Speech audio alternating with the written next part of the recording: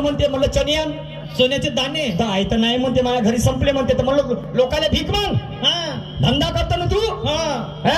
टांगा चालवाचा आणि मग हिनं अदलीभर चणे आणलं ओतली हा झोड्यामध्ये चणे आणलं हा म्हणलं लटकव मग घोड्याने टाकलं निच्या झोड्यामध्ये तोंड पुरा तोंड टाकला हा झोड्यामध्ये टाकलं तोंड आणि पहिले दाना खाल्लं आणि मग त्या घोड्याला आली स्फूर्ताई बाप रे एनर्जी आली आणि मग काय म्हणतो आहे अरे घोडा